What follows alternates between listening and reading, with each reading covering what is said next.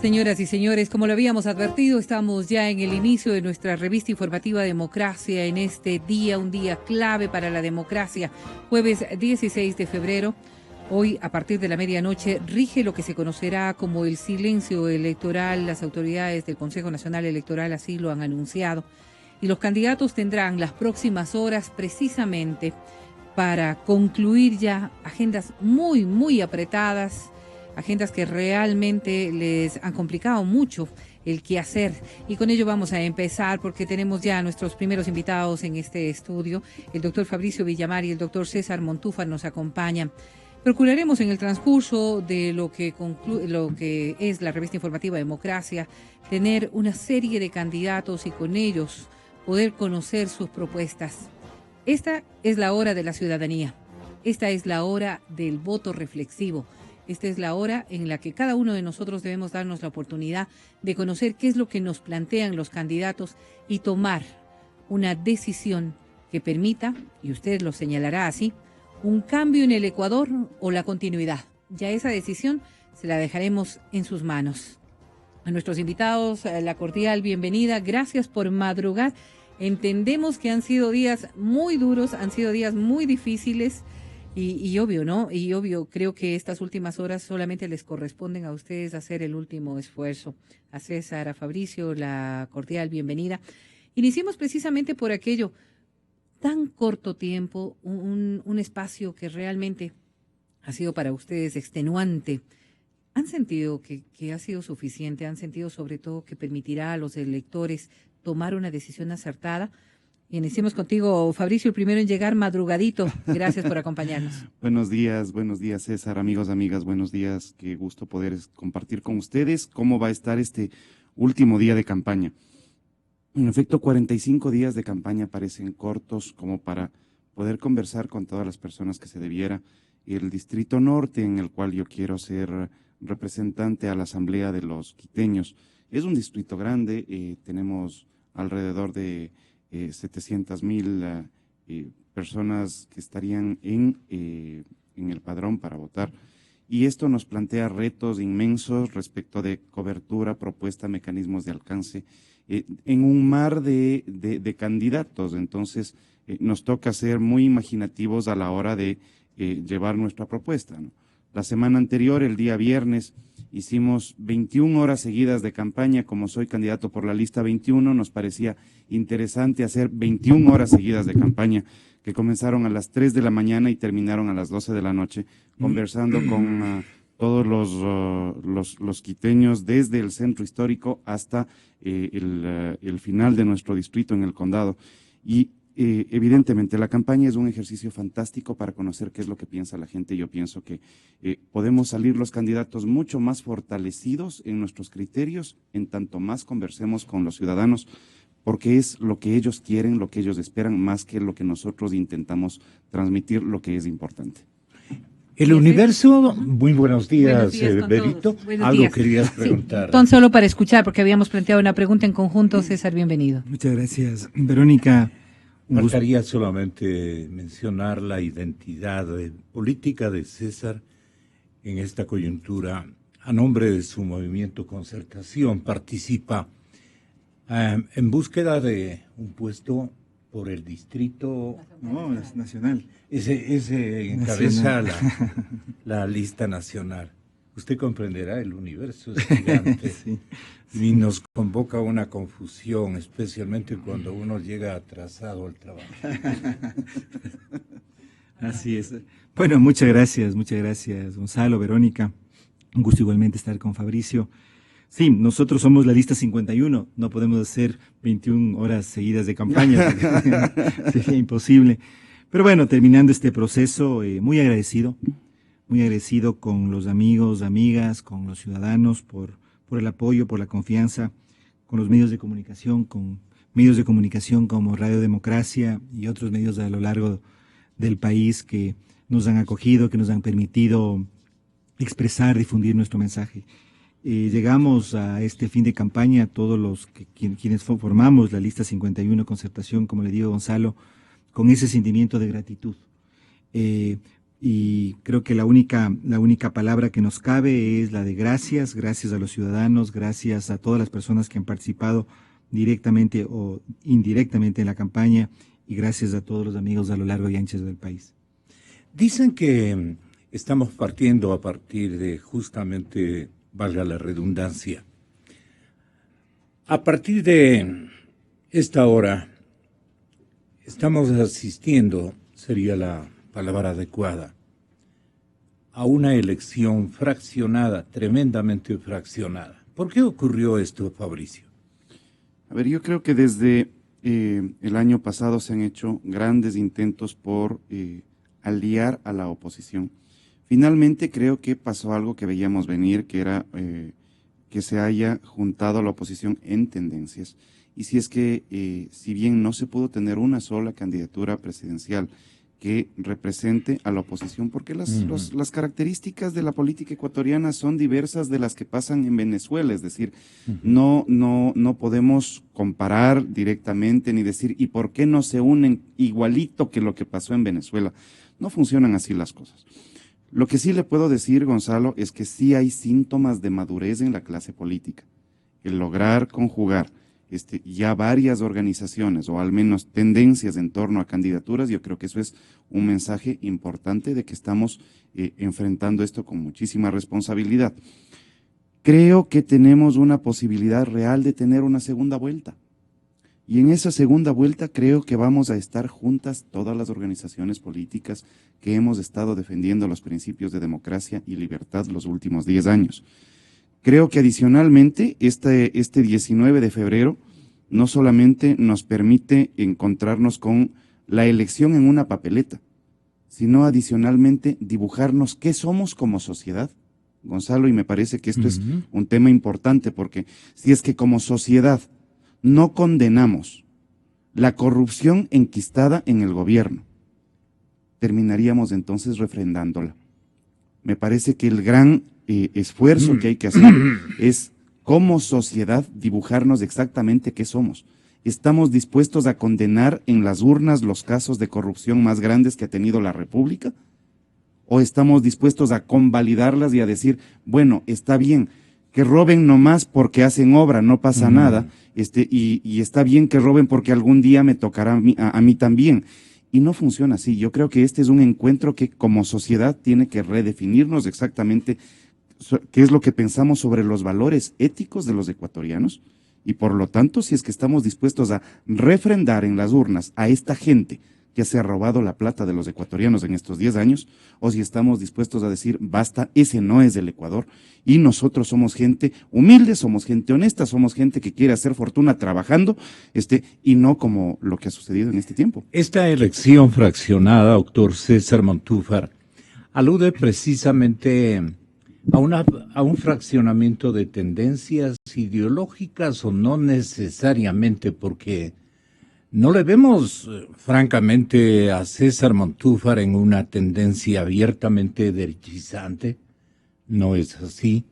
Su comportamiento ideológico ha sido distinto y bastante coherente, pero hoy ha tenido han tenido, porque son una multiplicidad de candidatos sueltos que se llaman, que tienen un gran respaldo social, pero que no han tenido la posibilidad de compartir la fundación de una gran tendencia, de un gran movimiento fácilmente identificable por algún tipo de ideología. Este conjunto de circunstancias le presento para que usted improvise un análisis. ¿A quién refleja usted? ¿Al pensamiento de qué corriente, coyunturalmente hablando, en esta campaña usted representa? Difícil pregunta, Gonzalo, voy a tratar de responderla, pero yo creo que nosotros, Concertación, que no es un movimiento nuevo, nosotros venimos luchando por la democracia, por los derechos, por los principios republicanos desde hace 10 años. Nosotros somos contemporáneos del nacimiento de Alianza País y nos hemos mantenido. Quizá nuestra gran virtud, nuestra gran fortaleza es desde la ciudadanía haber sobrevivido y haber hecho política siempre desde la oposición. siempre desde una postura coherente de defensa, como digo, de los principios de la República democrática. Y creo que esa corriente, yo diría, de un liberalismo social, de un liberalismo basado y sustentado en la ciudadanía, es la que nos ha permitido sobrevivir. Esa es la posición que nosotros representamos, me parece a mí, en el escenario electoral. Y por eso es que quizá una de mis grandes satisfacciones en esta campaña, y por eso yo comencé con un mensaje de gratitud, es que esa posición y esa postura, le digo, Gonzalo, me he sentido, es reconocida en todo el país, absolutamente en todo el país, en todos los sectores. He visitado en estos 45 días y un poco antes, porque en realidad nosotros comenzamos a recorrer el país antes, siempre una persona, 2, 3, a veces muchas más, en todos los rincones del Ecuador, que han reconocido esta trayectoria de concertación. Y por eso es que yo le digo, Gonzalo, hoy estamos ante un momento fundamental de nuestra historia, porque creo que en el año 2007, cuando se cerró el ciclo político que se inauguró en el 79, el Ecuador vivía una esperanza de democratización, una esperanza que fue absolutamente traicionada por la llamada Revolución Ciudadana. Esas 5 revoluciones que ellos propusieron, ninguna de esas ha sido cumplida. Ahora nos enteramos y nos damos cuenta todos lo que habíamos denunciado, que la llamada revolución ética nos lleva a que en el Ecuador en este momento nos gobierna una mafia. Y hay que decirlo así. Yo lo he denominado una casta política, parafraseando lo que Pablo Iglesias dice, casta política, un grupo económico político que está organizado para defender sus intereses económicos y políticos transnacionalmente a través de procedimientos ilegales. Es lo que tenemos en el Ecuador. Entonces, yo creo que hoy y el día domingo, los ecuatorianos tendremos la oportunidad de, a través de un procedimiento democrático, pacíficamente cerrar este ciclo político. Y ese ciclo político debe abrir la posibilidad, nuevamente, porque el pueblo ecuatoriano ha luchado muchas veces por alcanzar la democracia, la posibilidad nuevamente de construir un país democrático, próspero, equitativo. Mire, Gonzalo, hay momentos. Yo creo que en 1945, cuando fue la gloriosa, fue un momento. Cuando se produjo la Revolución Liberal en 1895, otro momento. Cuando fue la Revolución Juliana en 1925, otro momento. En 1979 vivimos otro momento. En el 2007, otro momento, que fue absolutamente traicionado. Y hoy, en el 2017, el pueblo ecuatoriano tiene nuevamente la oportunidad de, a través del voto, cambiar esta situación, cerrar este ciclo político, regenerar la República moralmente, porque cuando a un fiscal, Gonzalo, le acusan de haber recibido un maletín de plata de un hotel, yo no estoy diciendo que es verdad, yo deseo que sea mentira. Cuando dicen que el Contralor ha recibido un maletín de billetes en un hotel de Quito, cuando vemos y estamos esperando que se publique una lista de personas coimadas, sobornadas en procesos judiciales en Estados Unidos y en Brasil, y sospechamos que pudiera estar ahí el propio presidente de la República y el vicepresidente de la República, el Ecuador necesita una regeneración moral. Y por eso es que el 17 de febrero tenemos esa oportunidad. Ustedes han estado de regeneración en regeneración en el caso del doctor Montúfar, ¿y en el caso suyo? Nosotros como movimiento ahora concurrimos a la convocatoria de la plataforma Compromiso Ecuador. Y dentro de la plataforma Compromiso Ecuador, que terminó juntando a más de 150 líderes y organizaciones políticas del país, más la alianza Suma Creo y Podemos de la SUAY, respaldamos la candidatura de Guillermo Lasso. Creemos que este es precisamente el camino para salir democráticamente, con la fuerza del voto, de un camino que podría alejarnos de lo que ha pasado en Venezuela. La recuperación de la democracia en el Ecuador puede hacerse por la vía pacífica sin muertos en las calles. Y creo que esto dice mucho de la madurez que estamos tratando de construir en la política. No se trata solamente de el cambio generacional en la política, Gonzalo. Se trata adicionalmente de un cambio cualitativo en la política. Cuenta el perfil humano del candidato presidencial y mucho en este recambio que piensan ustedes ser actores desde la Asamblea Nacional en su condición casi de número 1 en la lista provincial, dicen, con puesto asegurado. Un nombramiento. Con Concertación, en cambio, pensamos que habrá una excelente votación capaz de elevar con muchos merecimientos y antecedentes a César Montúfar a un escaño legislativo de nivel nacional, que es bastante más complicado que el objetivo suyo. Pero yo lo que les digo es, si no son tendencias, tienen, y de hecho van a brillar candidaturas. Cintia con César, César con Cintia, usted con Guillermo, Guillermo con Fabricio. El aspecto humano del candidato en cuanto va a incidir en la respuesta social del día domingo. Yo creo que tenemos una oportunidad, Gonzalo, César, amigos, amigas. Yo creo que tenemos una oportunidad de demostrar que es la falta de política la que nos sumió como país en lo que nosotros estamos intentando salir en este momento. Y creo que hay que recuperar los valores. La falta de política. Sí, ¿Qué significa me esto? refiero a lo Disculpe. siguiente. Me refiero a que hay que superar este criterio de que la política es mala y que la política es corrupta. Déjeme ponerlo de esta manera. Hay periodistas buenos y hay periodistas malos, pero eso no hace malo el periodismo. Claro. Hay médicos Pero hay buenos y hay periodistas médicos malos, pero bailarines eso no también. pero por supuesto, y hay médicos buenos y hay médicos malos, eso no hace mal a la medicina.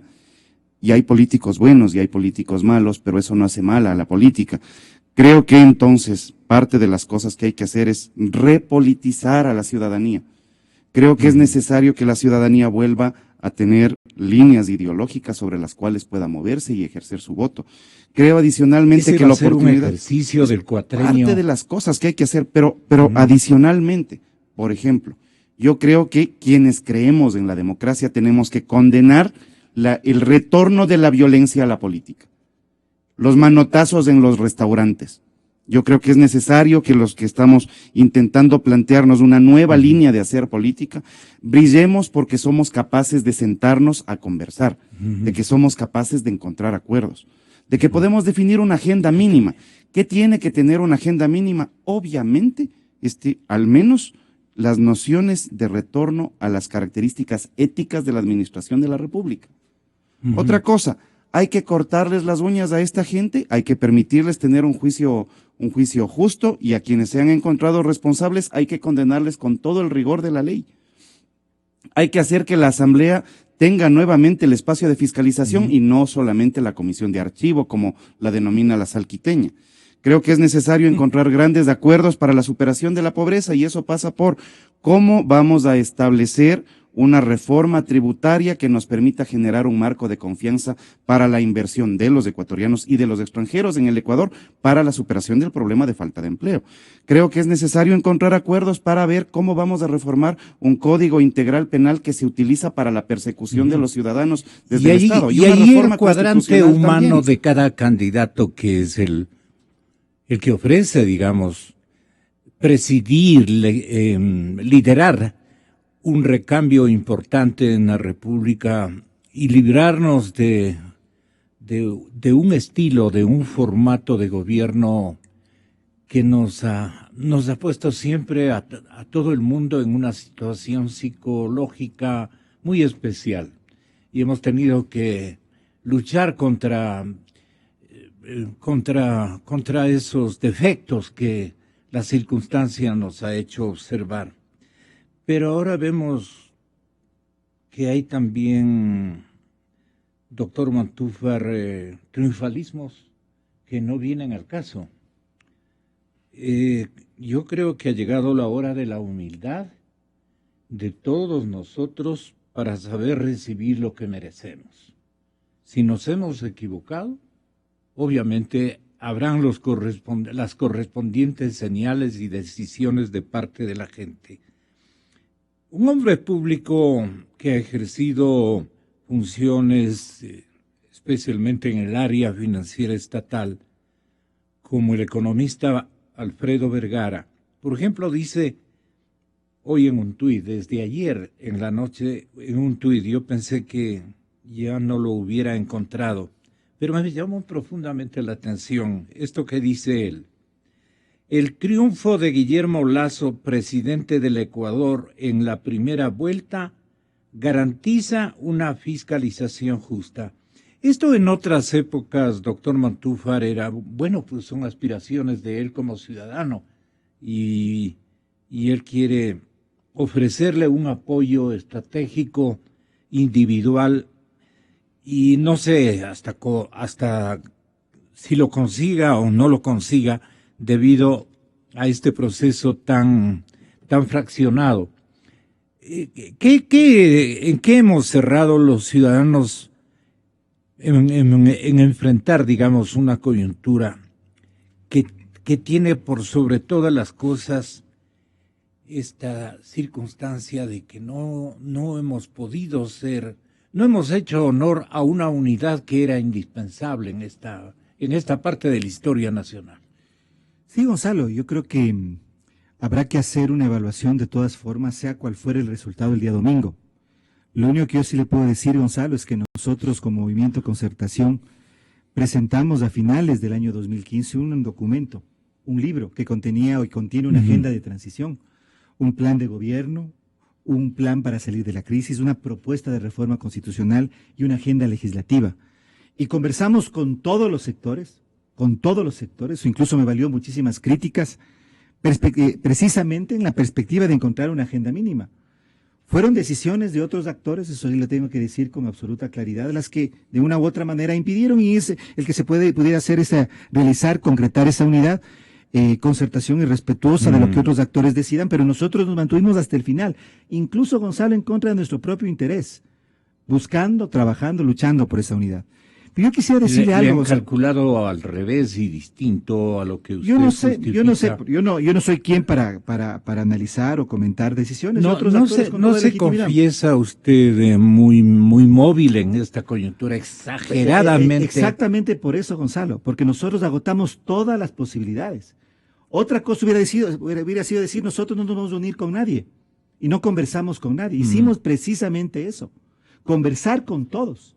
Absolutamente con todos, y fueron decisiones de otros los que condujeron a la situación en la que nos encontramos. Pero yo quisiera desarrollar un tema. ¿Usted no estaba muy presionado internamente de su movimiento? ¿No le convalidaban a cada momento los pasos que daba como líder de porque nosotros somos un movimiento democrático y yo tiendo como no presidente, se toma como presidente del las movimiento, de cacique en el movimiento, no le van a aceptar además. Yo tiendo a consultar y a que todas las decisiones que nosotros tomemos, resolvamos, sean consultadas. Pero aquí el punto principal es Gonzalo, y es que en este momento, más allá de las aspiraciones que cada uno de nosotros pueda tener, a mí me puede gustar un candidato y a otra persona le puede gustar otro candidato, es absolutamente necesario no desperdiciar y no desperdigar el voto. Creo que eso es fundamental. En una situación de normalidad. Pero el voto es íntimo, el voto es individual. Es absolutamente no obstante, hay que pedirle a la gente que, por ejemplo, el voto útil, voto indispensable para librarnos de esta tormentosa temporalidad. A eso voy precisamente. Pero podemos caer en otra peor. Pero déjeme terminar solamente, si me permite terminar esta idea. No hay que desperdiciar ni desperdigar el voto. No vivimos una situación de normalidad. Por lo tanto, los ecuatorianos, en una situación de normalidad podríamos decir, mire, ahí me gusta esta candidata, o ahí me gusta este candidato, o yo prefiero el candidato de acá porque mejor representa mis ideas, mis aspiraciones. En un momento de crisis democrática, de crisis económica, de crisis moral, como la que vive el país, no podemos darnos ese lujo. Por eso nosotros hemos propugnado y volvemos a propugnar como organización y a proponer como organización el voto útil. Esa es la propuesta, esa es la postura de concertación. Más allá de lo que nosotros podamos aspirar o no aspirar. Eso es importante desde nuestra perspectiva. Y ahí tenemos una ventaja, Gonzalo. Como no tenemos el apoyo ni apoyamos directamente a ninguna candidatura presidencial, no necesitamos hacer hurras o fanfarria por un candidato para que nos arrastren las listas. Nosotros estamos corriendo solos. Nos valemos de nuestras propias fuerzas. Sacaremos la votación que Concertación tiene. No necesitamos de aquello. Y por eso sí decimos a la ciudadanía con absoluta responsabilidad, el voto, lastimosamente, pero así es la realidad, Tiene que ser un voto útil. Pero usted se ha venido sentando en la mesa últimamente de Cintia y de Jaime Nebot. Porque he conversado con ellos, porque Bien. es mi obligación como política. Así como Pero no es su candidata de lo que le acabo de escuchar. Gonzalo, eso es algo público desde hace más de 2 meses. Igualmente he conversado con Guillermo Lasso y tenemos muchísimas coincidencias. No da tiempo a cronometrarle adecuadamente el rato que se Pero, plantea determinados cambios. Le prometo que yo pensaba ¿Le parece, y lo tenía en la mesa. ¿Le parece que es un cambio el conversar con un político? No, un político tiene que conversar sobre la base de una propuesta. Ajá. Nosotros decimos ¿Y con qué le claridad, disgustó del Partido Social Cristiano hubo una Madera decisión de Guerrera? parte de ellos de ir solos. Una decisión que nosotros respetamos. Una decisión, No fue decisión de concertación. fue una decisión de ellos que debían ir solos, con una postura que es absolutamente Ya. ajena a nosotros y respetable. Doctor Matufar, su principal compromiso con la ciudadanía ecuatoriana, Bueno, mi principal compromiso es si llega a un escaño el legislativo. de llegar y de avanzar y de concretar un proceso serio, prolijo, no de persecución, pero sí de control político y fiscalización a este gobierno que termina en los 10 años y al próximo que venga. Ujú. Aquí es un problema tampoco de entregarle todo el poder a un nuevo presidente. Se trata de que aprendamos, y creo que es una lección que hemos aprendido en estos 10 años de democracia, que el Ecuador requiere división de poderes, que requiere de una asamblea que no obstruya al Ejecutivo, que trabaje junto al Ejecutivo, pero que sea independiente, que tenga la capacidad de hacer control político, que tenga la capacidad de hacer fiscalización. Y la segunda es trabajar para desmontar desde el ámbito legal normativo ese andamiaje que el correísmo ha construido en estos 10 años, que impide el desarrollo, que impide el crecimiento, que impide el empleo, que vulnera las libertades, que limita los derechos. Esos son los Fabricio compromisos Villamar, nuestros. señoras y señores, nos dirá, ¿qué le atrajo a Guillermo Lasso? En primer lugar, esta necesidad de nuclear fuerzas en torno a lo que César, y tal vez vale en esto hacer un ejercicio Usted ha de sido pedagogía un política. militante del centro, pero Sí, eso señor. no le permite bailar con dos parejas, ¿verdad? No, Siempre yo seguiré uno tiene que manteniéndome. exhibir su coherencia. Pero ¿Cuál es ¿sabe su cómo se coherencia exhibe la ideológica? coherencia, Gonzalo? La coherencia se exhibe con lo que uno produce, con lo que uno piensa, con lo que uno dice.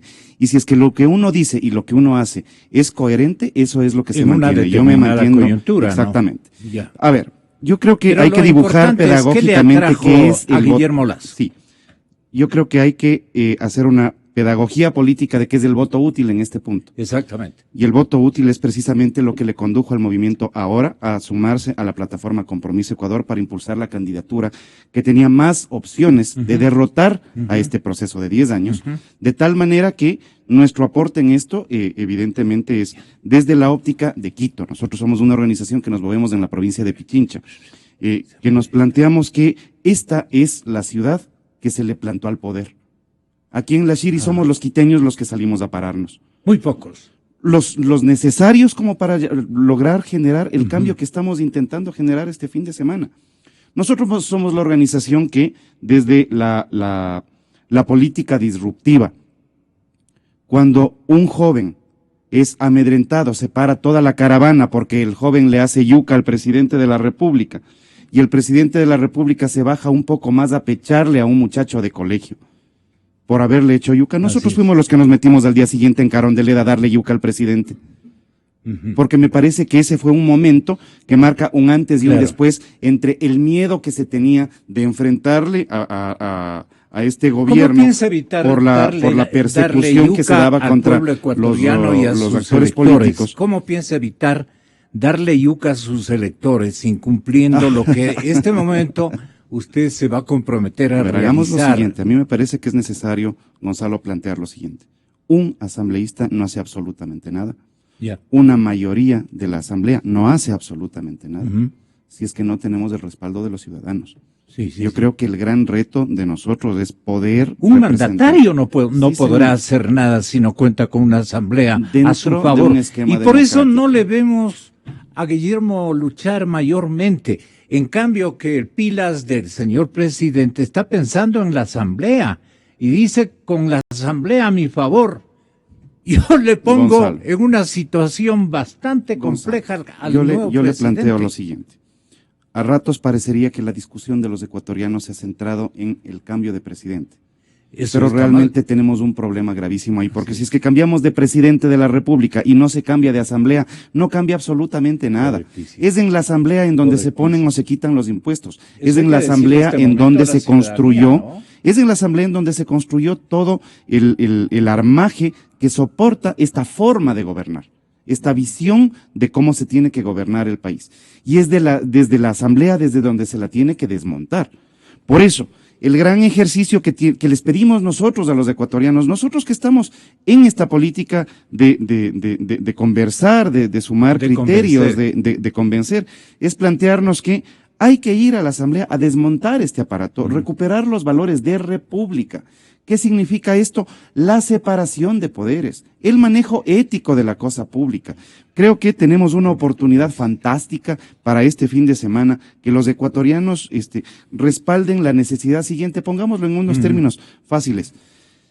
Si no le gusta la corrupción, no vote por el partido que tiene tantos casos de corrupción, más que los 7 últimos gobiernos juntos, y de hecho gusta, más que en toda la... ¿Qué quiere significar aquello? Significa que como sociedad tenemos que replantearnos qué somos.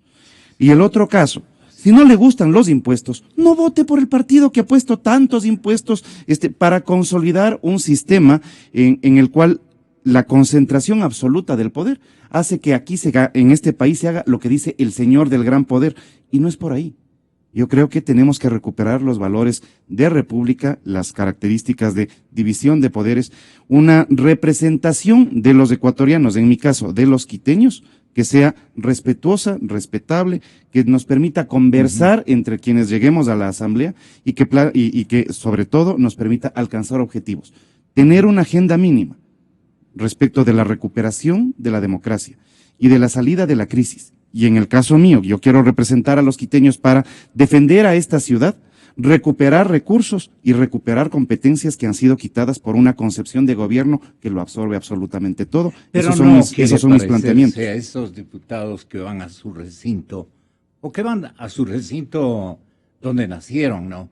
Y le van a llenar de ilusiones y de promesas, porque ha habido también un concurso olímpico no de propuestas necesariamente. No, sí, lamentablemente, esto ha sido una barbaridad. Un baratillo de ofertas. Sí, señor. Increíbles de parte de gente que creíamos o la creíamos un seria, poquito más seria. Sí. El mismísimo candidato a la presidencia de la República del oficialismo, yo siempre le concebí como un hombre serio, ¿no?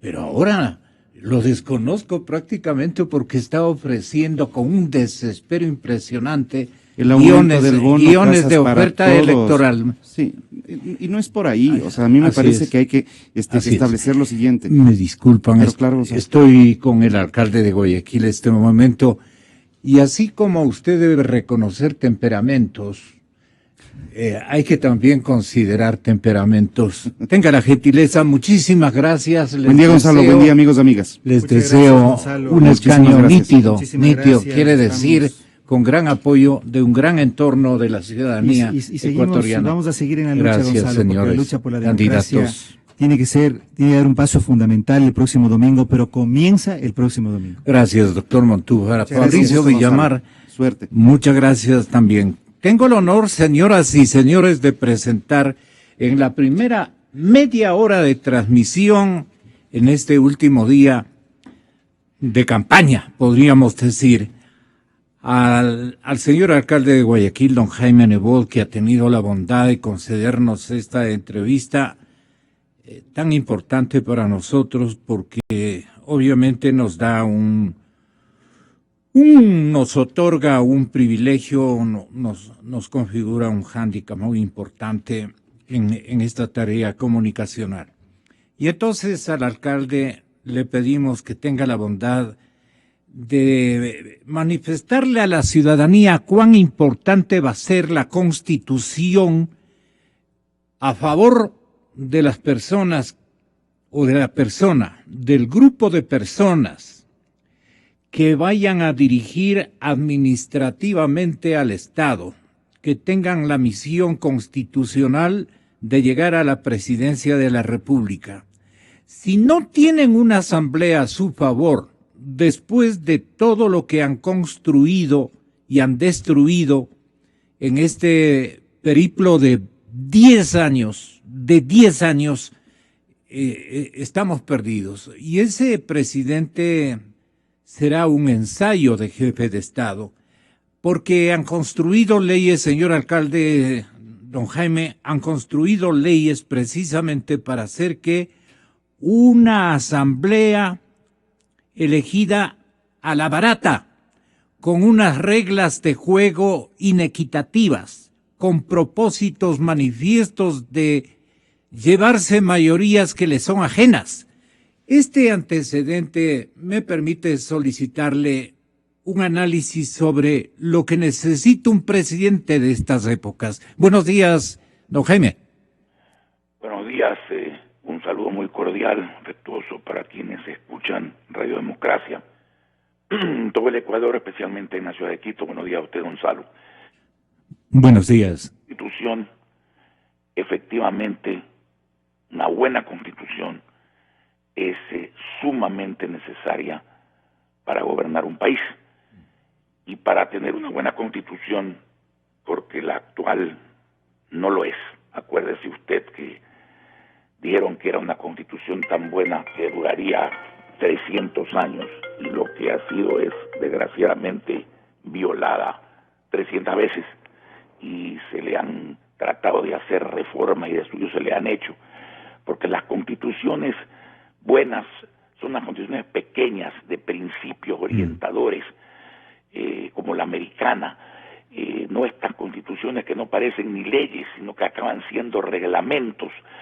Pero en fin, para hacer eso hay que tener una asamblea con mayoría de oposición a quienes representan a este gobierno. No hay que ir necesariamente a una constituyente. La constituyente es la forma más ortodoxa y válida, por cierto, de hacer una reforma constitucional. Pero imagínese usted, después de toda esta campaña, donde yo estoy seguro que los grupos de oposición sumados tendrán mayoría en la asamblea y no el gobierno, que esos asambleístas le digan al pueblo que los han elegido para nada y que hay que volver a hacer otra elección para ir a una reforma constitucional a través de una constituyente. Creo que sería una decepción para los ecuatorianos, una pérdida de tiempo, una pérdida de dinero, y además que sería innecesario. ¿Por qué? Porque la propia constitución actual le da la vía tanto al Ejecutivo como al Legislativo de convocar una consulta popular que no tiene otro límite, cuidado, que no tiene otro límite que el de quitar derechos. Pero aquí nadie va a hacer una convocatoria, una consulta popular para quitar derechos, todo lo contrario, para restablecer derechos que se le han colocado, se le han cicateado al pueblo ecuatoriano. De manera que yo creo que eso es la vía.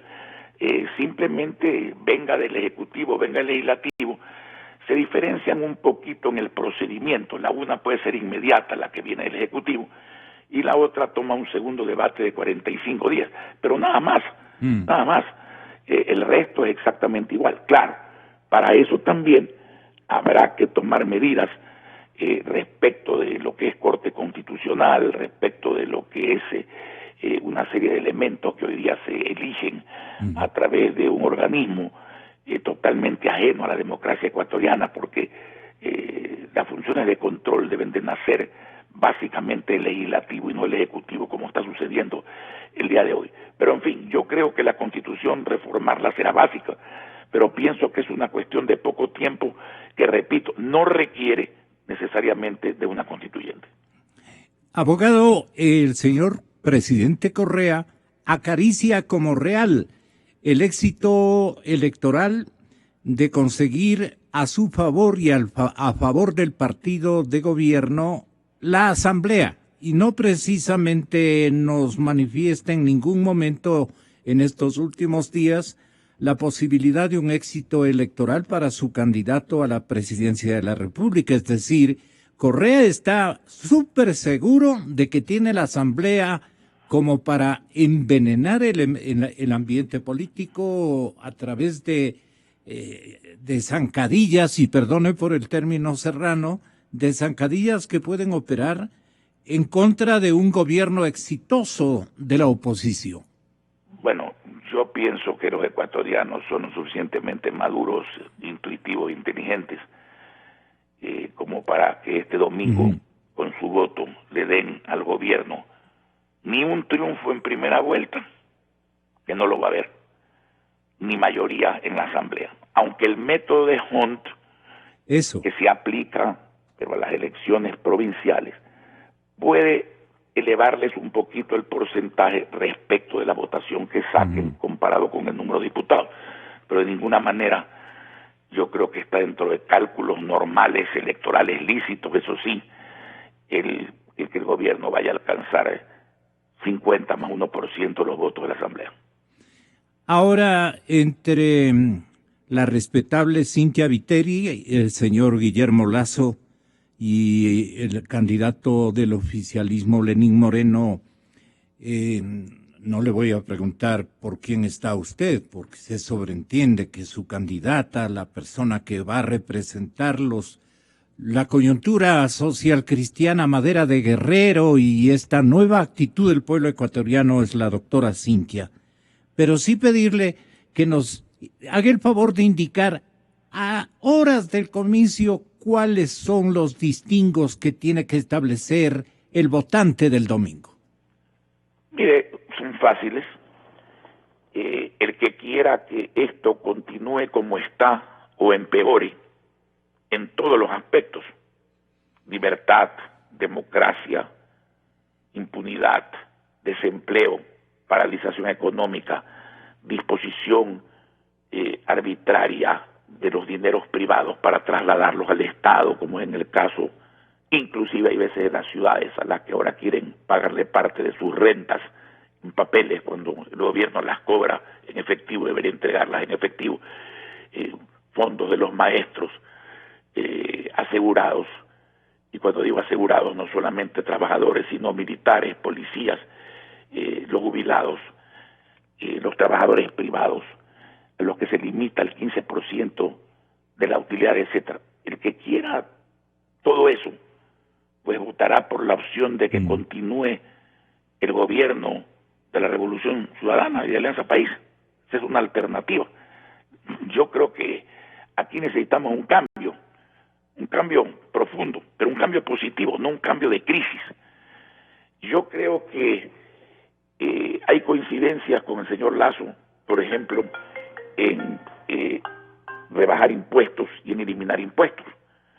Pero con rebajar y eliminar impuestos no se crea empleo, simplemente con eso. La propuesta de la doctora Viteri y de Mauricio Pozo de crear empleo no se basa simplemente en un discurso correcto, que también lo tiene el señor Lasso en el sentido de decir, bueno, se necesita confianza, se necesita seguridad, se necesita incentivos, se necesita rentabilidad. No, eso es exacto, sí. Apertura, negociar bien el asunto de la integración, mantener la dolarización, todo eso es correcto. Pero en la actual situación, crear impuestos pasa por rebajar el costo productivo incompetitivo del empresario ecuatoriano de todo nivel. Y no basta con bajar impuestos. Hay que bajar también el costo de la energía eléctrica, que es una planilla que es de un impuesto monstruoso, porque mire usted, Gonzalo, producir energía hidroeléctrica, y eso es bueno que el gobierno lo haya hecho, vale 2 centavos de dólar el kilovatio, se vende a Colombia en 6, se le vende al empresario ecuatoriano en 10, y hay lugares en el Ecuador donde el consumo domiciliario por excesos alcanza el 50 centavos de dólar el kilovatio. Ahí hay un impuesto escondido. La misión de un Estado no es regalar ni lapidar, pero tampoco es exaccionar al ciudadano. Pero si además de bajar impuestos y quitar impuestos, y además de bajar el costo de energía, usted no sube prudentemente los salarios, y eso es algo que la candidatura del señor Lasso no promete ni menciona, porque no están a favor de eso en forma definitiva, usted no puede recuperar el empleo. ¿Por qué? Porque si la gente no vuelve a tener dinero en su bolsillo para comprar y para pagar, Las empresas no podrán comprar, no podrán vender, no podrán cobrar, no podrán ganar, no podrán generar utilidades. Y si no hacen todo eso, que nace de tener clientes que compren y paguen, y ese es el pueblo y la masa trabajadora y su familia, las empresas no podrán tributar. Y estará pasando como ahora, que a mayor cantidad de impuestos, menor cantidad de tributación. Parece mentira, pero así funciona. Cuando existan menos impuestos y la gente tenga plata para comprar, las empresas ganarán y entonces habrá impuesto a la renta, venderán y habrá IVA. Pero lo más importante de todo, en vez de despedir como hacen ahora, las empresas contratarán, se mantendrá el empleo y se creará empleo para los jóvenes. Ahí tiene usted una primera diferencia. Segundo, definitivamente Cynthia Viteri es una mujer comprometida con programas de carácter social, que para los que no saben cómo hacerlo o no quieren hacerlo, la tachan de demagoga y de populista. Mire, crear un Ecuador digital, hacer lo que se ha hecho en Guayaquil, entregar computación a todos los colegios, tablets gratuitas a todos los bachilleres, entregar internet gratuita y sin cable con 6,000 puntos, sin límite de usuarios, con límite de tiempo, 40 minutos al día. Poner en marcha el programa Get Abstract, que significa que todos los jóvenes pueden entrar al mundo de las mejores universidades, Cambridge, Yale, la Complutense, Harvard, etcétera, gratuitamente. Es algo que aquí ya lo hemos hecho y es algo que podría hacerse en el Ecuador con la risible suma de $30 millones al año. Aquí el presupuesto ha superado los 30,000 millones. Yo pregunto, en la ruina económica no hay 30 millones para hacer del Ecuador un país digital y darle a los jóvenes el capital del siglo XXI, que es el conocimiento, y ponerlos en contacto con oportunidades gratuitas, no solamente nacionales, sino mundiales. Se puede.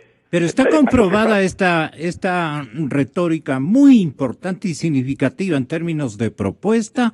Está confirmada en el alto conocimiento de la juventud guayaquileña en distingo de otras juventudes de urbes más o menos de las mismas características. ¿Qué se ha logrado en términos de conocimiento social, del conocimiento de los jóvenes guayaquileños en su tierra? Venga acá, Gonzalo, para que usted pueda comprobar que todo lo que yo le estoy diciendo existe aquí. Y usted comprende que cuando hay muchos años ya de que esto se hace todos los días y va avanzando y creciendo en calidad y en cantidad, usted mejora la calidad del ciudadano. Y establezco mejor las diferencias. Por supuesto que sí. Ya. Vamos a hablar de los planes de vivienda. Otro de los elementos que no han sido asimilados adecuadamente o han sido criticados, digamos, del discurso de Cynthia. Cuando usted dice entregar viviendas a los que tienen un terreno legalizado, ya tienen el terreno, ojo a esto, y quieren cambiar su vivienda precaria, etcétera, entregar vivienda a 20 años plazo sin entrada, se dice eso es populismo. ¿Y por qué lo podemos hacer aquí? Y cuando usted dice que se pueden hacer planes masivos de vivienda para efectos de venderla a ciudadanos con cuotas que no excedan del 25% de sus ingresos, siempre y cuando esos ingresos sean iguales al menos a 2 salarios vitales, se dice que eso es demagogia. Y aquí, ¿por qué hemos hecho mucho lote 1 con 15,000 viviendas, mucho lote 2 con 10,000 viviendas, mi lote 1 y mi lote 2 con 10,000 viviendas? ¿Y por qué estamos trabajando para poner en realidad con empresa privada la entrega de casas a quienes tienen terrenos legalizados a 20 años plazo y sin entrada? ¿Por qué? Porque se puede hacer, porque lo hemos hecho. ¿Cuál es el secreto para esto? Perdón, abogado. Dígame. La oferta electoral de la candidata a la presidencia, doctora Cynthia Viteri, entonces quiere decir que tiene su aval de realización. Esto es muy importante que escuche el país. Bueno, por supuesto porque no está ofreciendo nada que no se haya hecho, pues. Y mire usted las herramientas. Pero la que va a gobernar es ella, pues, ¿no? Por eso digo yo. Por supuesto que la que va a gobernar es ella, pues claro. Imagínese usted, pues primero. Pero si le falla a usted, si le falla ella a usted y al pueblo ecuatoriano, quiere decir que no aplicó su fórmula. No, escúcheme. Lo que Cynthia Viteri está proponiendo son experiencias reales que se pueden replicar en el Ecuador. Obviamente, yo me limitaré a hacer lo que soy, el alcalde de Santiago Guayaquil. No me corresponde tomar decisiones, no me corresponde dar consejos porque nunca los doy. Si me preguntan mi opinión, la daré y yo me dedico a lo mío. Pensar lo contrario es no conocerme a mí y no conocer a ella. Pero, evidentemente, la señora Viteri tiene un espejo de lo que es posible hacer para hacerlo en el Ecuador. Y que no me vengan a decir que no se puede porque aquí se hace. Y déjeme decirle algo más. Nosotros estamos conscientes, el país está consciente, Cynthia Viteri está consciente, de que aquí no va a heredar sino esa frase de Camilo Ponce de ser síndico de una quiebra, ¿no? Entonces usted mira, ¿y esto con qué dinero se hace? Pues sorpréndase, se hace sin dinero del Estado, se hace aprovechando y sumando capacidades económicas, y se lo voy a explicar. Si una persona tiene un terreno y quiere tener una casa, entonces sume usted el valor de la casa al valor del terreno que ya es de propiedad de quien desea la casa. Sí. Si usted saca el 75-80% de eso en hipoteca, el banco le puede dar una suma que equivale al 100% de la casa. Por eso es que usted no va a tener que pagar entrada y va a poder hacer una casa a 20 años plazo. Y hasta aquí está combinando al propietario del terreno con la banca. Y luego usted combina empresarios que hacen kits, porque precisamente en crisis les resulta hacer kits que son materiales exactos, con ahorro de materiales, y venderlos a un buen precio para poder desarrollar la construcción, que a su vez es empleo.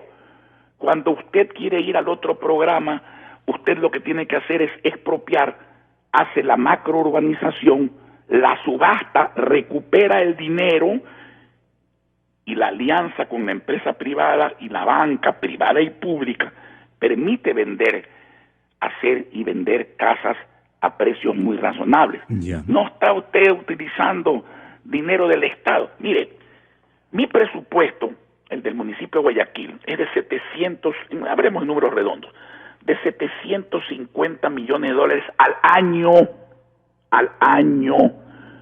Eso es lo que se gasta en un mes el gobierno nacional en pagar salarios. A eso hemos llegado.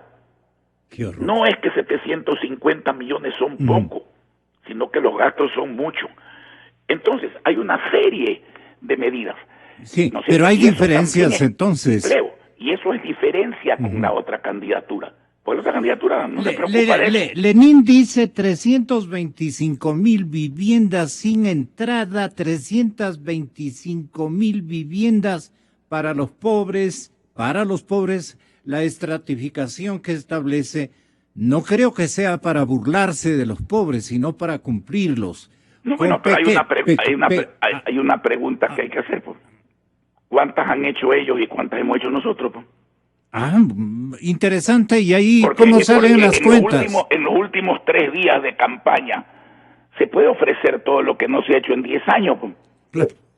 Pero nosotros no estamos ofreciendo, nos estamos comprometiendo a repetir a nivel de país a través de la doctora Viteri y de un economista serio con conciencia social que no confunde los hombres, las mujeres, los niños y los ancianos con Mauricio, que es Mauricio Pozo.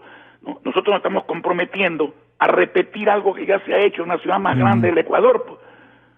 Porque Guayaquil o sea, lo de el señor ex vicepresidente y candidato a la presidencia por el oficialismo es pura demagogia. No me gusta ser peyorativo.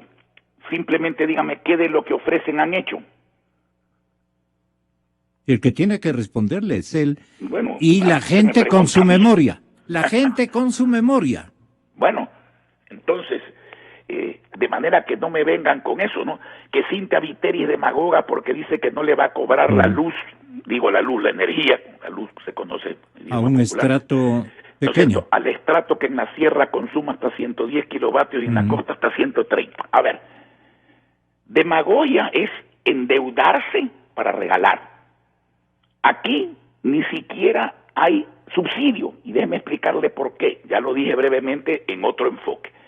Si usted produce energía hidroeléctrica, y en cambio vea usted, esa sí fue una buena decisión del gobierno, hoy día tener energía hidroeléctrica en un alto porcentaje. Si usted produce energía hidroeléctrica a 2 centavos el kilovatio, y le repito, Spot lo vende a 6 a Colombia, lo vende a 10 al empresario ecuatoriano, y después se quejan y dicen que el empresario colombiano tiene mayor competitividad, pero si ellos mismos le venden la energía más barata al industrial colombiano que al industrial ecuatoriano. Eso es correcto. Bueno, entonces, si usted gana una fortuna en esa cuenta, que no debe ganarla, porque está bien que no subsidie si no tiene necesidad, está bien que no pierda, pero la empresa del Estado no son empresas leoninas, pues deben ser eficientes y rentables para reinvertir en la gente. Dígame, si usted resta lo que cuesta la energía de esas familias pobres en la sierra y en la costa, a usted le queda todavía una enorme ganancia. ¿Cuál es la demagogia? ¿Cuál es el subsidio? ¿Cuál es el regalo? Y lo que está haciendo usted es ponerle más plata en el bolsillo al pobre para que pueda comprar, para que pueda pagar, para que pueda mover la economía, para que las empresas tributen más y para que las empresas generen empleo en vez de cerrar y de despedir. Subir salarios, ¿no es cierto?, no va, como se ha dicho, por ejemplo, contra la libertad de contratación. Nosotros sostenemos que debe haber libertad de contratación. El que quiere trabajar por horas, por días, por meses, que trabaje poniéndose de acuerdo con su empleador, pero con una condición, cuidado, no como propone otro por allí, crear un doble régimen laboral, uno para los desesperados a los que le van a pagar lo que les dé la gana, y otro para los empleados que ya existen, porque entonces acabarán los malos empresarios contratando trabajadores baratos para despedir trabajadores caros, y lo que resulta es que se va a crear desempleo en vez de empleo. No, el trabajo con libertad de contratación tiene que someterse, vincularse a la proporción con el salario mínimo oficial y con las cargas sociales que han de pagarse. Pero definitivamente, esto no lo inventó el subir salarios, nadie. El señor Ford, que obviamente no es comunista, ni fue comunista, ni demagogo, ni mucho menos, era un gran empresario. Cuando hizo el Ford T, decidió aumentarle el salario a sus trabajadores. Y cuando los grandes empresarios de esa época en Estados Unidos, como Vanderbilt, Rockefeller, le hicieron la contra, le llamaron la atención, le dijo, oigan señores, no sean tontos, nuestros empleados y sus familias son a su vez el pueblo consumidor de nuestros productos, y si ellos no tienen plata en una crisis, recuérdense ustedes la crisis grande de los Estados Unidos, en el año 29, etcétera, ¿quién nos va a comprar y quién nos va a pagar nuestros productos?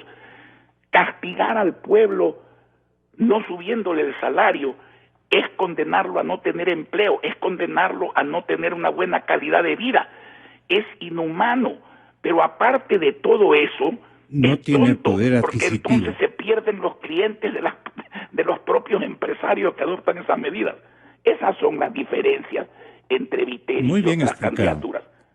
Ahora, abogado Neboda, hay un asunto estratificando. La clase media se ha desencantado por la corrupción. ¿Qué cosa más? ¿Qué le podría decir? Me falta adjetivo. Pero ha sido de unos quilates de sinvergüencería y audacia impresionantes. Un club de amigos de lo ajeno que se pusieron de acuerdo para acabar con los recursos de propiedad del pueblo ecuatoriano. Pero la clase popular, entiéndaseme bien, la clase popular no le va ni le viene, más piensa en su bono de auxilio social, de auxilio familiar, el bono que me da el gobierno, la ayuda y digamos la generosidad que exhibe el candidato, eso me importa más. ¿Quiere decir entonces que el cerebro del pueblo ecuatoriano más pobre requiere de una cirugía de ejemplos o de parámetros distintos de formación o de deformación? ¿Qué está pasando con los estratos más pobres del país que lo aguantan todo? No, Gonzalo, yo no coincido con eso y le voy a explicar por qué. Alguien dijo que en política lo verdaderamente importante es para una persona aquello que no le deja dormir. El hombre rico y el hombre de clase media tienen problemas distintos que los pobres. No tienen una madre a la que no pueden curar, no tienen un hijo al que no pueden matricular, no tienen el problema de no comer 3 veces al día, no tienen muchos problemas que tiene la gente pobre. Entonces lo que no deja dormir al pobre y lo que realmente le preocupa, no porque no sea patriota, no porque no sea cívico, no porque le guste la corrupción, es aquello que no lo deja dormir, es la miseria, la pobreza. Mire, no lo digo yo, el arzobispo de Múnich, Reinhard Marx, otro Marx, no Carlos Marx, dice con claridad, y es un alto prelado de la Iglesia Católica Mundial, no le hable a un pueblo pobre, con hambre, desempleado y enfermo, de grandes valores, porque su prioridad en ese momento no son los grandes valores, no porque no los tenga, sino porque necesita vivir primero, comer primero, emplearse primero, curarse primero. Entonces, eso es lo que pasa. Ahora, la justicia independiente es la cura de la corrupción, la cura punitiva, porque la cuna preventiva es que un mandatario se rodee de gente honesta. No hay que darle vida a ese viejo refrán perverso que dice echa la ley, echa la trampa. Hay que rodearse de gente honesta, pero si eso no funciona, lo que no puede ser es que se respete la independencia y las funciones del Estado. Vea usted, en Estados Unidos de Norteamérica, el presidente de la República nombra jueces de la Corte Suprema, pero no se le ocurre llamar a los jueces para que hagan lo que él quiere, y los jueces, si recibirían esa llamada, no solo que no harían caso, sino que lo denunciarían. Entonces, un problema de instituciones, un problema de ética, pero evidentemente la justicia no puede ser pues parte, ni los organismos de control pueden ser parte del Ejecutivo, pues tiene que haber una justicia independiente que ponga fin a la impunidad y a la corrupción aplicando la ley, sin temor ni favor, la ley, no la persecución, la ley, para sancionar a quienes no son correctos. Y eso es todo.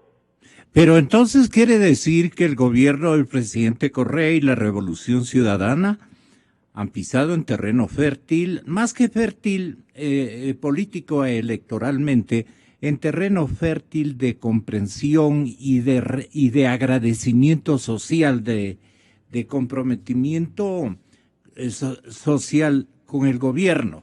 Entonces quiere decir que el pueblo está muy agradecido con lo que ha hecho en estos 10 años, que cree en él y que vota por él permanentemente, no le es desleal en su gratitud política.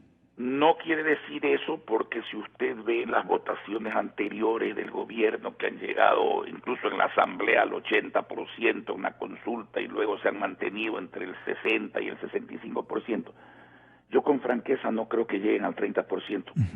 Ahora, y mire, el gobierno no lo ha hecho todo mal, hay cosas que ha hecho bien, pero evidentemente ya en el campo en que estábamos conversando, que afecta a los pobres, bueno, ha entrado en un campo sumamente dañino. ¿Cuánta gente ha perdido su empleo en el sector público? ¿Cuánta gente ha perdido su empleo en el sector privado? ¿Cuánta gente ya no tiene dinero para comprar y para pagar incluso sus deudas anteriores y menos endeudarse para seguir elevando su nivel de vida? ¿Cuántas empresas están paradas? ¿Cuántos comunicadores han sido atropellados? ¿Cuántos policías y militares han sido afectados por las decisiones de carácter gubernamental? ¿Cuántos maestros han sufrido la pérdida de sus fondos con los que antes creaban trabajo y bienestar para su clase? ¿Cuántos trabajadores del sector privado se ven limitados en sus utilidades a $8,000 cuando el 15% les pertenece completo y el gobierno no es pues un trabajador como para que se lleve la diferencia. ¿Cuántas obras públicas están paradas? ¿Cuántas ciudades han sufrido merma de sus rentas? ¿Cuántos contratistas están impagos? Ya. Y eso afecta el voto popular y lo afecta severamente.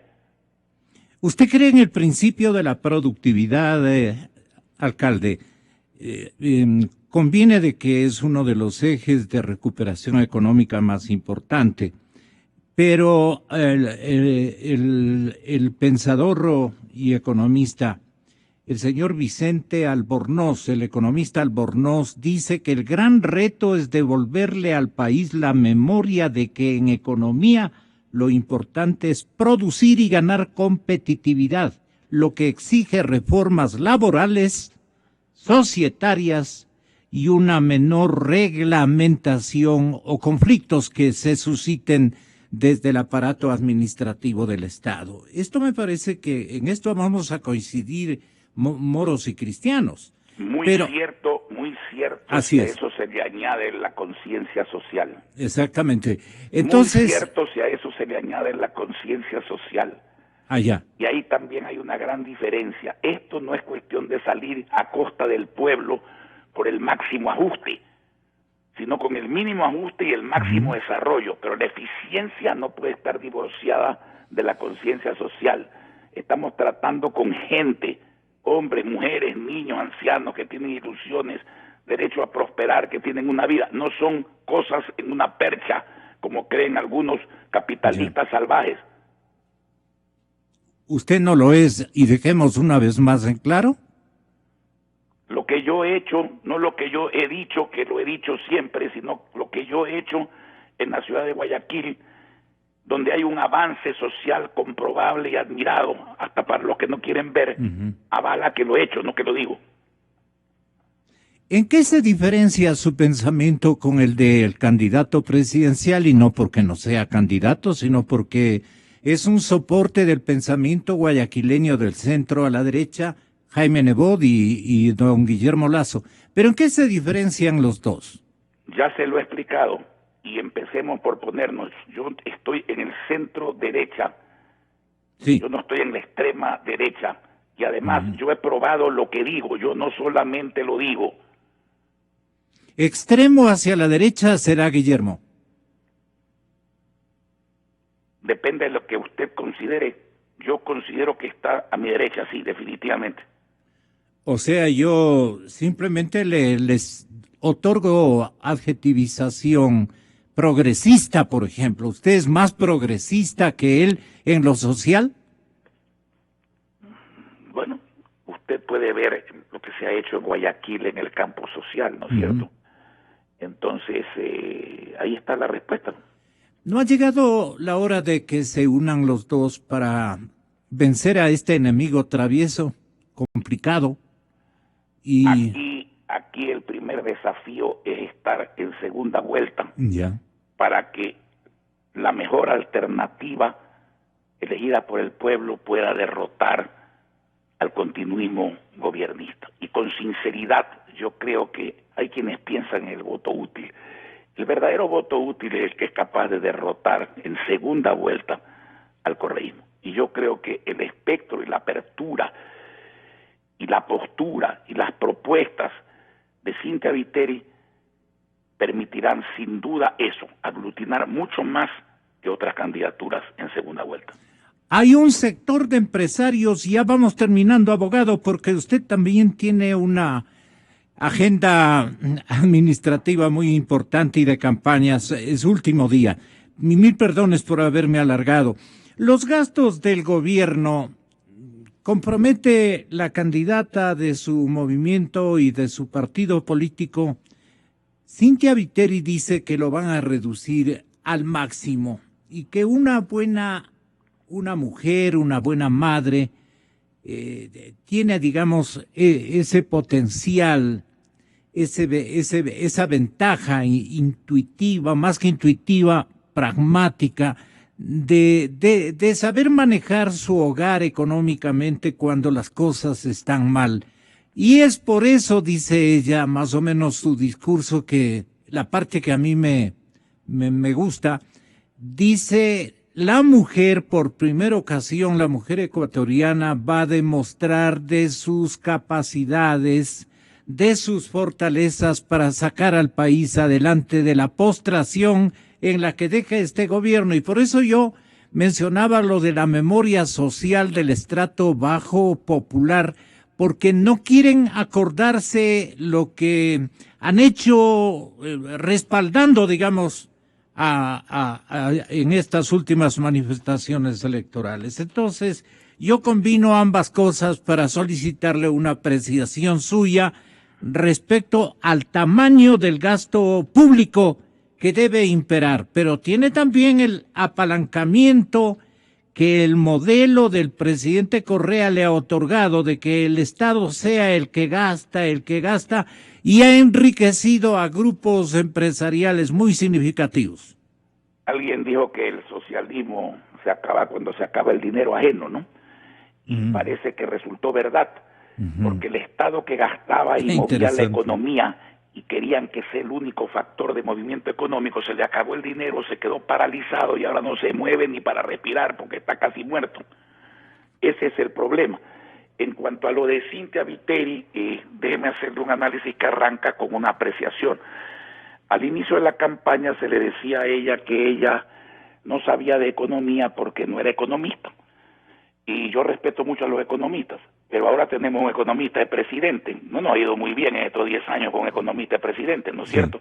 Entonces, el requisito para ser presidente no es necesariamente ser economista. De acuerdo. Y ella lo que ha dicho es, las mujeres, que todos coincidimos que son muy buenas administradoras, ¿no es cierto? Tenemos un factor adicional, que es ver a nuestra familia, velar por nuestra familia, por sus prioridades, ahorrar, saber qué es primero, saber distribuir el dinero. Y ese sentido especial es verdad que lo tiene la madre. Y cuando una mujer ve a su país y a sus habitantes como su familia, evidentemente su administración va a estar impregnada de ese sentido y de esa cualidad, cosa que es absolutamente positiva. De manera que ella tiene muy claro no solamente la parte formal y conceptual, no se puede ser presidente o no se debe ser presidente o prefecto o alcalde si uno no siente a la gente, si uno no siente la necesidad, el dolor de la gente, si uno no se pone en el lado del que reclama, si uno no le da valor superior al reclamo del pobre y la clase media, porque son los que necesitan más, porque tienen menos. Y eso en la vida hay que probarlo, eso no basta con decirlo, y hay algunos que ni lo dicen, peor lo sienten y peor lo van a hacer. Última pregunta, señor alcalde, ¿usted cree que el gobierno intenta ganar con fraude? No me gusta hacer acusaciones de las que no tengo pruebas, pero hay evidencias. Que cuidarse mucho de aquello. Y al respecto, déjeme decirle lo siguiente: mal haríamos todos los ecuatorianos en dejarnos embaucar por ese concepto de observadores internacionales, vengan de donde vengan, OEA, UNASUR, o quien sea, o por observadores nacionales que no sepan que ellos solo tienen dos funciones válidas, que en el fondo es una. Primero, cerciorarse que al momento del inicio el sistema esté vacío, que no esté cargado.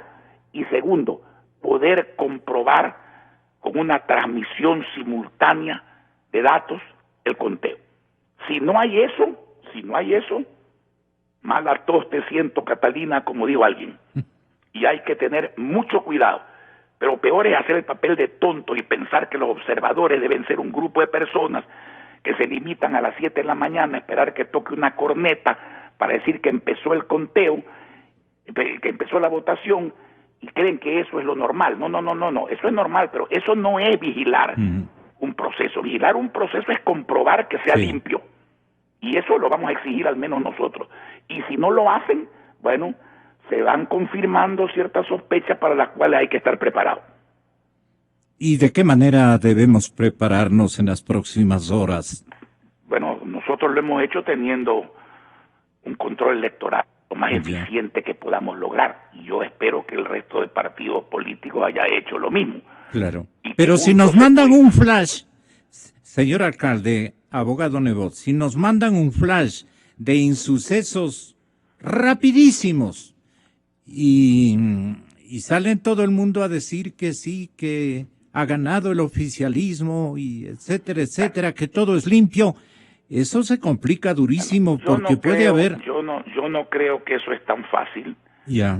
Espero que no tengan la indecencia y la imprudencia hacer una cosa como esa, porque eso puede saberse cómo se empieza y no se sabe cómo termina. El pueblo ecuatoriano no se va a dejar meter gato por liebre. Eso no es democracia y sería una falta de respeto y torear a gente bastante cabreada ya. Y habría un cataclismo. Yo no estoy diciendo eso, pero puede ser. Muchas gracias, abogado Nebot. Toda suerte. Un abrazo. Un abrazo a usted, un saludo muy cordial a los escuchas de Radio Democracia. 7:55 de la mañana porque estamos buscando la verdad. Informamos a nuestra audiencia. Exa FM obtuvo el puntaje más alto en la primera etapa del concurso